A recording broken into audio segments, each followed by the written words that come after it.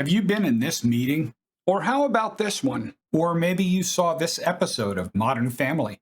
If you find yourself in this kind of situation, or if you're worried that you might, I'm going to give you a simple tool that will help you set yourself up for any video conference in any application. Hi, I'm Greg, and this channel is for professionals in higher education who want to benefit from advances in educational technology.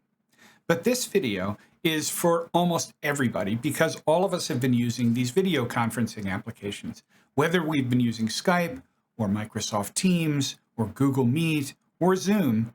We've all been faced with the same issue of getting ourselves on camera and getting ourselves across to people on the other side of the camera. A few weeks ago, I attended an educational technology conference.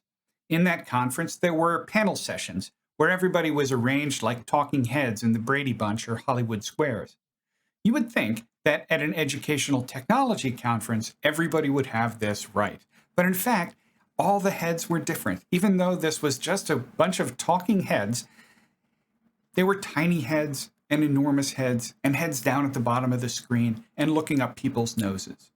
There was all of that in this conference, which was otherwise quite a good conference. So how does that happen? I think a lot of people, when we get on Zoom, and I know I've done this myself, have made the same kinds of mistakes, but they're easy mistakes to avoid. The mistake that we make very often is doing something like using our laptop camera, where we end up having the camera going right up our nose. But another mistake is to put our eyes right in the center, which makes us look a little bit like that Fred Willard character in Modern Family. So how can we avoid this? Well, it turns out there's a simple rule.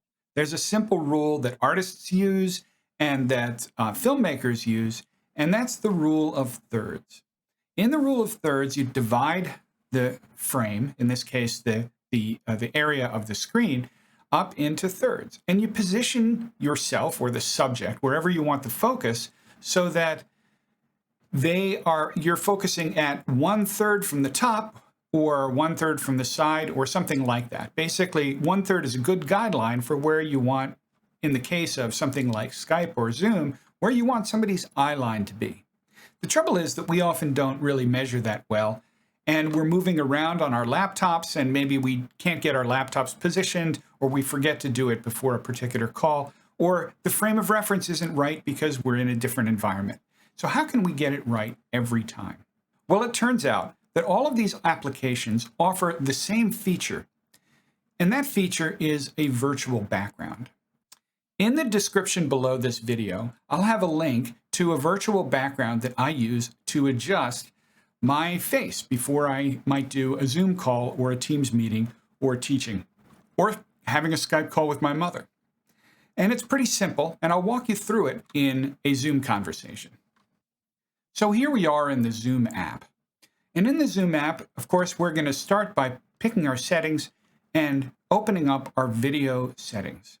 Now, our video settings here, you can see my webcam doesn't look quite right. But what I can do is set up a background and add a virtual background.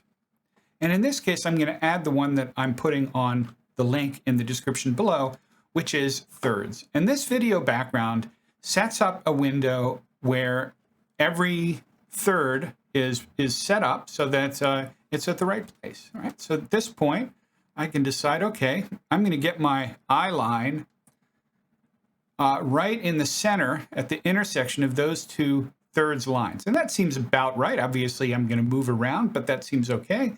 And then I can follow that up by just blurring out the background or getting rid of the background, and then I'm good to go.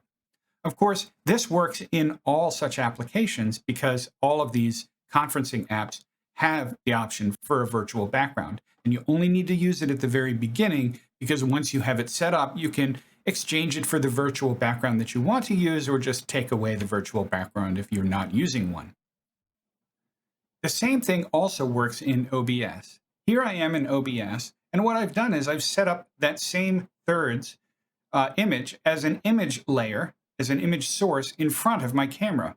So in this case, instead of using it as a virtual background, I can just put it in front of my camera. And the same thing is true if I switch cameras. I can put it in front of that camera and then just turn it off in both scenes when I'm ready to do the recording. So that's pretty much it. That's the tool. It's just uploading that image, using it as a virtual background in the case of Zoom, Teams, or Skype, or using it as a source in a tool like OBS or Ecamm. I hope that's helpful. If it is, leave me a comment. Let me know how you are using it, how it might be improved, and I'll see you in the next video.